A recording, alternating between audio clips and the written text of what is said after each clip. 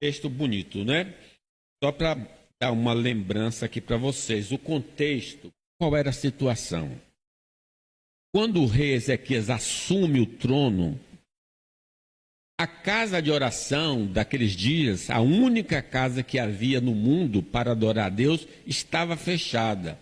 Porque o pai dele, o rei Acaz, mandou fechar a casa de Deus. Então a gente imagina que não havia culto a Deus há algum tempo. Então a primeira decisão do rei, nós falamos no capítulo 29, foi abrir a casa do Senhor, foi santificar a casa do Senhor. E aqui, agora no 30, nós estamos vendo um avivamento do culto a Deus.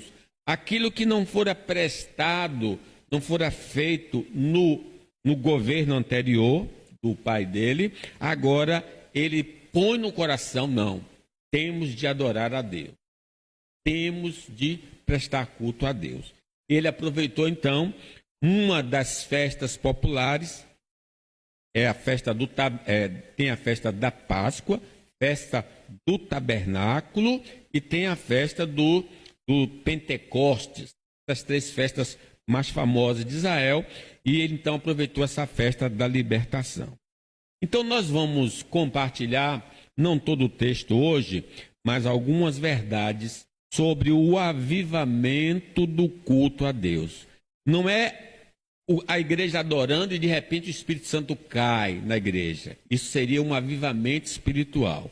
Aqui está tratando de um avivamento do culto. Não havia culto naqueles dias. E agora o rei com os príncipes vão restabelecer esse culto. Então, o avivamento do culto a Deus. Em primeiro lugar, a liderança deve se empenhar para despertar a vida cultica do povo de Deus. Compete aos presbíteros, aos diáconos da igreja, incentivar o povo a adorar a Deus na beleza da sua santidade. Observem aí então, no versículo 1, como é muito claro que são os líderes que fazem esse movimento. Diz o versículo 1, depois disto, depois da purificação do templo, Ezequias enviou mensageiros por todo Israel e Judá. Lembre, nesse tempo do rei, o reino do norte, que é Israel, tinha sido dizimado pelos assírios. Então, só existe fragmento, algumas pessoas que sobreviveram lá na terra, né? Então ele se dirige ao reino de Israel e Judá, que era o reino dele. Escreveu também cartas a Efraim, reino do norte, Manassés, reino do norte, são os filhos de José, para que viessem à casa do Senhor. É uma convocação para que todo Israel venha à casa do Senhor. E só essa casa está em que local? Em Jerusalém. Com que objetivo? Para celebrarem a Páscoa do Senhor. É comum, a festa da Páscoa era feita no primeiro mês do 14º dia do primeiro ano, no começo do ano. Então, no 14º dia do primeiro mês do ano. Viesse à casa do Senhor para celebrar. Era só nesse lugar que deveria ser feito, para adorar o Deus de Israel. Porque o rei, observe a ênfase, o rei tivera conselho com os seus príncipes, então o rei e mais os governantes das tribos, e com toda a congregação, junto com o povo em Jerusalém, para celebrarem a Páscoa no segundo mês. Olha aí a mudança do calendário. Era tão negligente o culto a Deus que não foi celebrada na data específica que Deus havia determinado no primeiro mês. Mas diz aí, no segundo mês, porque não puderam celebrar no devido tempo, primeiro mês, porque não se tinha santificado sacerdote em número suficiente, não havia os oficiais encarregados da liturgia para fazer a liturgia, matar aqueles animais todos, que como vocês observaram na leitura. E o povo, além dos sacerdotes, dos líderes não estarem devidamente preparados, o povo não se ajuntar ainda em Jerusalém. Nem a liderança estava preparada e nem o povo veio para o culto. Então não pôde ser realizado, né? Então por isso essa ordem do rei. Foi isto aprovado pelo rei, versículo 4, e toda a congregação.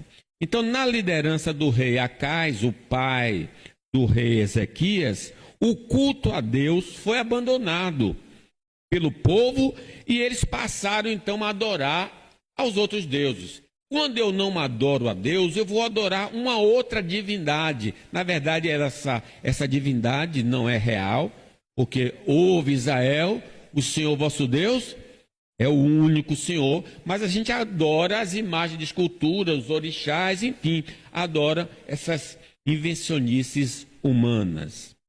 Ajuntou Acais, diz o texto, o que é que ele fez, o pai de Ezequias? Juntou a casa os utensílios da casa de Deus, fê-los em pedaço, fechou as portas da casa do Senhor e fez para si altares em todos os cantos de Jerusalém. Também em cada cidade fez altos para queimar incenso a outros deuses. Assim provocou a ira do Senhor, Deus de seus pais. Então o pai dele foi péssimo. Não foi um crente genuíno e verdadeiro. Mas a liderança do rei Ezequias, junto com os príncipes, o templo foi restaurado e o povo convocado para adorar o Senhor. A primeira decisão do rei foi o seguinte: vamos abrir a casa de Deus e purificá-la. Primeira decisão do primeiro mês, do primeiro ano, foi essa decisão do rei. A liderança deve primeiro valorizar o culto a Deus, para depois convocar o povo para a adoração, pois o exemplo fortifica a convocação. Ora, compete aos presbíteros e aos diáconos serem os primeiros a estar no culto a Deus, e aqui eu me refiro em especial ao dia do Senhor, porque é o dia que ele estabeleceu, e depois, então, sendo modelo para a igreja, eles devem convocar. Primeiro eles estão, depois diz, venham também para o culto para adorar o Senhor, porque Ele é digno de toda honra, toda glória e todo louvor. Todo crente, veja o que é que o rei fez. O rei mandou mensageiros dizer ao povo, venham para a casa de Deus, venham para o culto determinado pelo Senhor. Então esses mensageiros representam todos nós.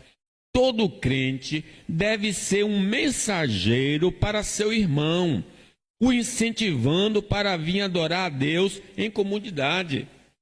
Diz o salmista, alegrei-me quando me disseram, vamos à casa do Senhor. Então eu vou propagando, eu vou comunicando ao outro, vamos à casa do Senhor. Use então as redes sociais, WhatsApp, e-mails, lembrando a seus irmãos que a adoração pública faz parte da vida cristã e que continuará na eternidade. O culto tem uma coisa singular, ele se realiza aqui, mas lá no céu, pode ter certeza, haverá momentos em que você vai ter de adorar a Deus em comunidade. Então é muito triste quando alguém diz não gosta de culto, então não vai gostar do céu. Não quero dizer que no céu você só vai cultuar, eu quero dizer, vai ter culto no céu, né?